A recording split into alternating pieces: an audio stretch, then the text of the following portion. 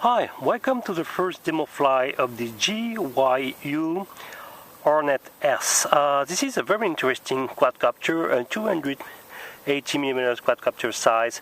It's very interesting because this quadcopter is able to welcome, thanks to this front compartment, some different module. Okay, for example, if I remove the empty one, I can insert a FPV module or a 1080p, or if you want, even a 2D gimbal associated with the 1080p camera. So it's very versatile and it's pretty good. Actually, I will make a demo flight of the basic version, so coming with any module. So I will fly it in lost condition.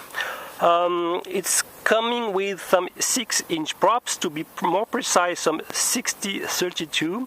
You have some 22 type brushless motors. You have proprietary batteries, 2500 mAh with this 8-pin connector here. So if you already saw my unboxing videos and follow me in RC groups, my charger was broken, so I managed to charge by making a do-it-yourself cable, so it's possible to use a normal charger.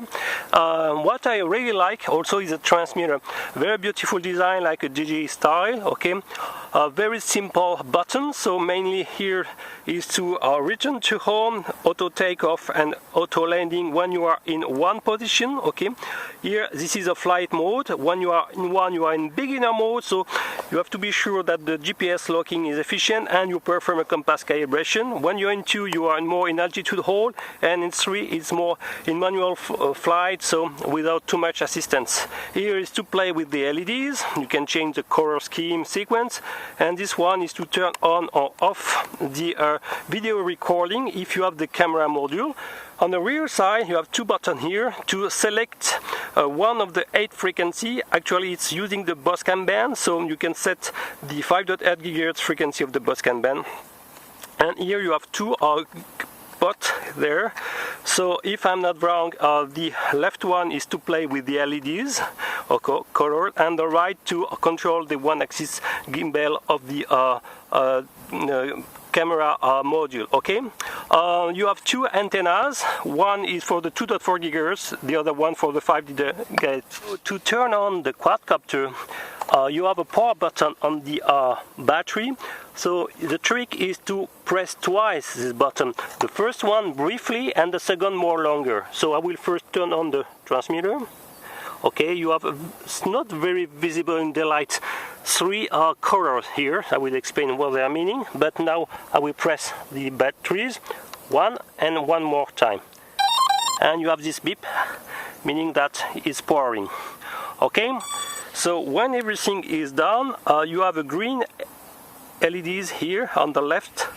Okay, meaning that the connection is done, and on the right you have the battery level of the transmitter. Okay, so by default, you have the 3 flight modes. As I said, the first is the basic GPS assisted for beginners. So you cannot harm the quadcopter in this mode. You have to press the auto takeoff. And the last one is the manual. And in this case, you can harm the quadcopter by pushing the throttle in lower right. Okay. But the first thing to do is very important, especially if you are going to a new place to fly your quadcopter, is to perform the compass calibration. So I will explain how to proceed. To perform the compass calibration, you have to push the sticks like this. The throttle in lower left and the right stick in upper left.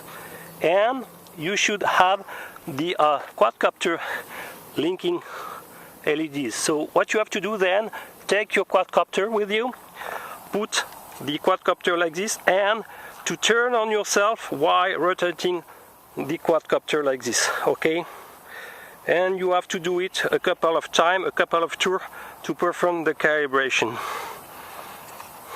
So you have to make 2 rotations in the same time. Okay, and when it's done, you have absolutely to disconnect the batteries to be sure that everything is done and record inside.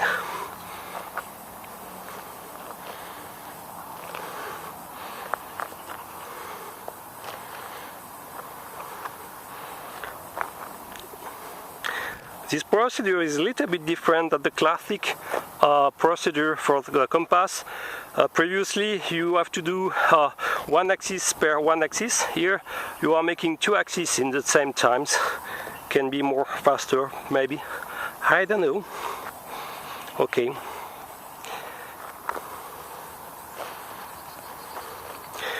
Okay, so now I will stop. I hope it will be more or less okay.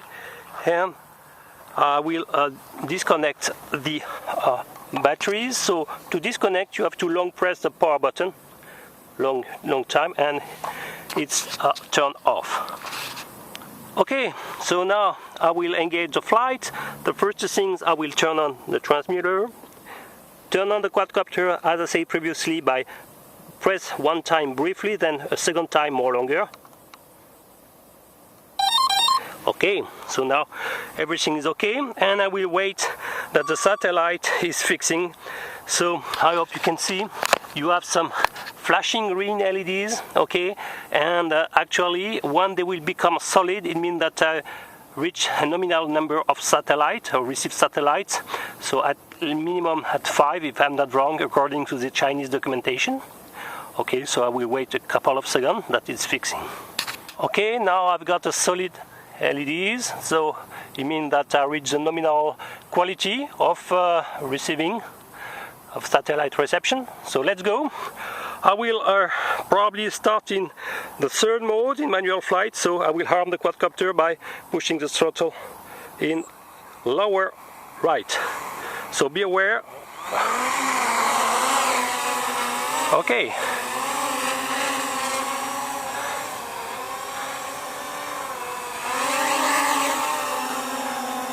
Let's do a punch.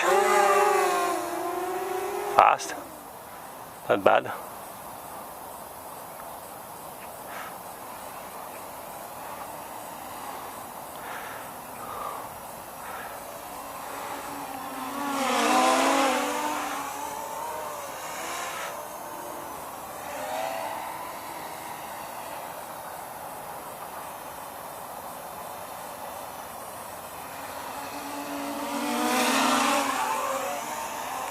Pretty cool, pretty smooth.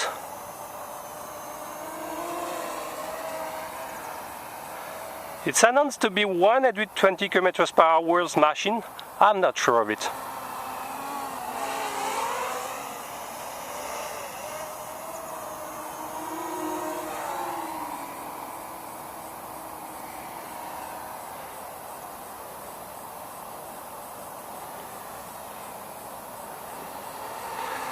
Okay, pretty cool. So now I will try more in beginner mode. I'm pressing the flight mode in 1. So I should have altitude hold and GPS hold. Let's see. Well, pretty cool. Look at that. Oh, the deviation is very minimum.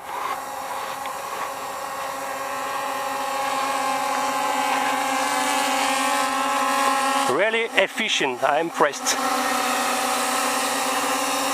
Is absolutely not deviating, so pretty cool.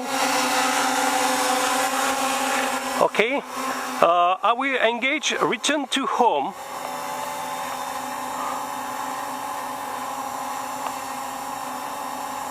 Okay, I feel a small vibration in the transmitter when I press on it.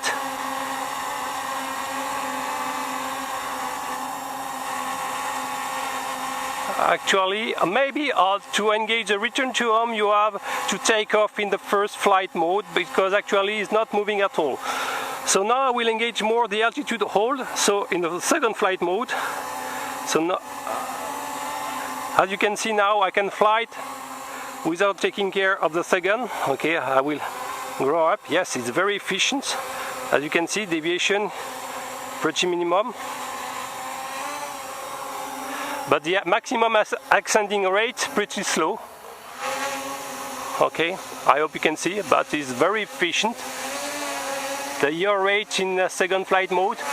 So I think this mode is very ideal to shoot some photos. It's very ideal, and the maximum speed is really slow. Yes, in this second mode is really to perform some smooth shooting, video shooting. Yeah, this is the maximum speed in the second mode. As you can see, rather slow. But the altitude hold is pretty efficient. Oh, why it's turning on itself? Okay.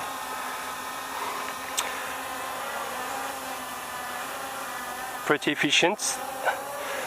I will land now, return in manual flight and land and try to auto takeoff features. Okay. To disarm, push on again in lower right. Okay, so we return in first flight mode and I will press the auto takeoff.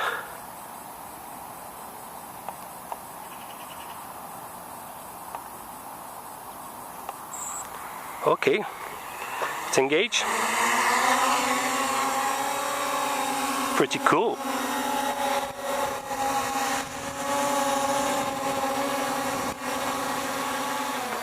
Okay, it's stabilized around 3-4 meters of altitude, 3 meters I would say. So we'll see the maximum speed in GPS mode. Wow, it's super slow. Okay, it's absolutely for beginners. Okay. Okay, now I will engage more the return to home. I will press this button. I hope this time you will understand.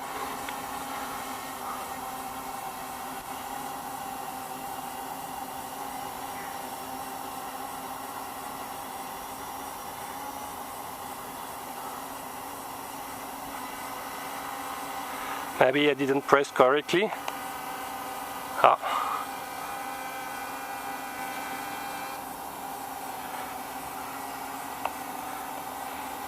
Come on.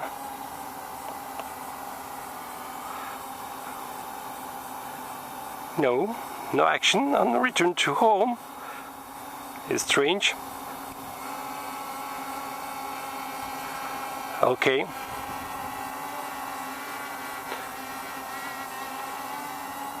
I will try at least the auto landing. I will press this button to auto land.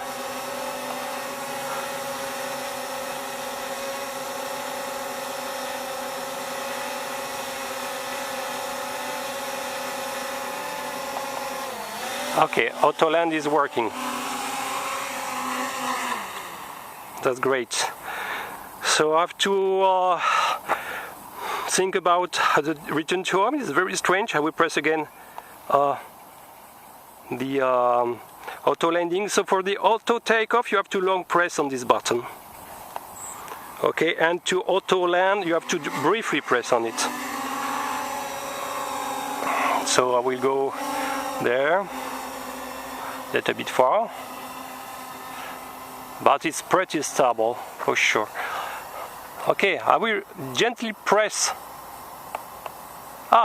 Return to home work. Great, I was afraid. So for the return to home you have to gently and briefly press on the button. Well,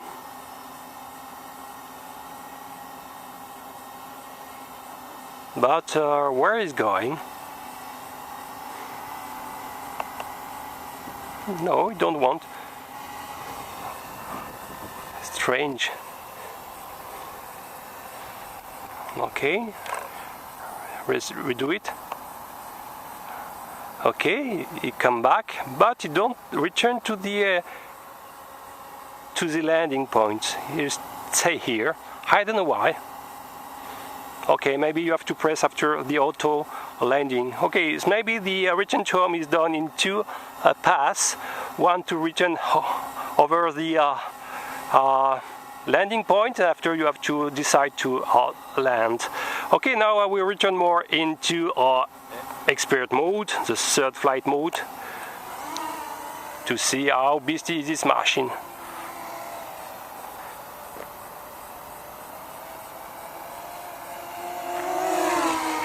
Not bad.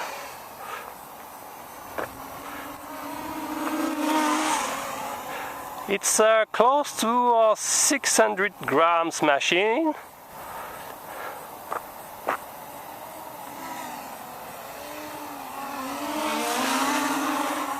The LEDs are very visible. The landing gears LEDs are very visible. It's a fast machine for sure. I don't think it will be able to make some figure, some acrobatic figure.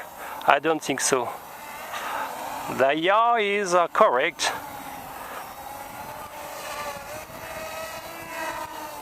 I will make closer the female.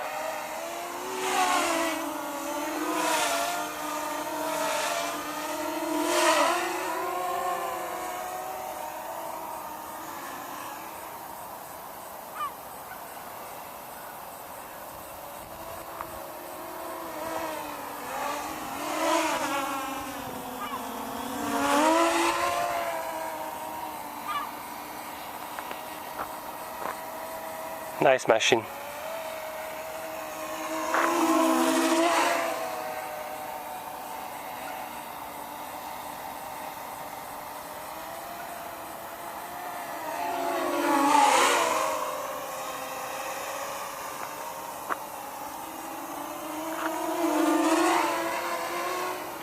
Okay, I will engage more the third flight mode and press return to home. Yes, it seems to come home.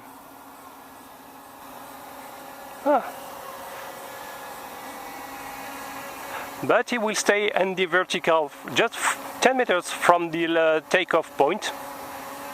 It stays there. Okay, it's feeling good. It's true that the weather is fantastic today, so good to be in the air. So I will more press on the auto landing, okay, if I'm aiming rightly. So auto landing procedure is turned on.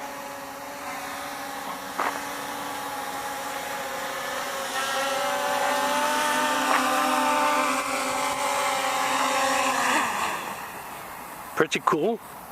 So, well, the first flight of the JYU Hornet S. So, a very interesting quadcopter with the possibility to welcome a different module from FPV module to a 2D gimbal with a 1080p camera, and you have also a wristwatch offering the possibility to have the follow me. So I think it's a very good associated with the 2D gimbals because you have a follow me camera quadcopter. It's pretty good. The control range is pretty good. I really like the radio.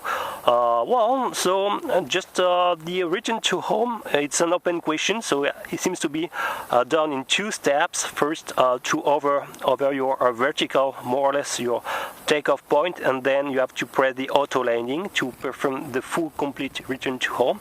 It's a pretty fast quadcopter, not amazing fast as it was advertised to 120 kilometers per hour. For me, it's not completely true.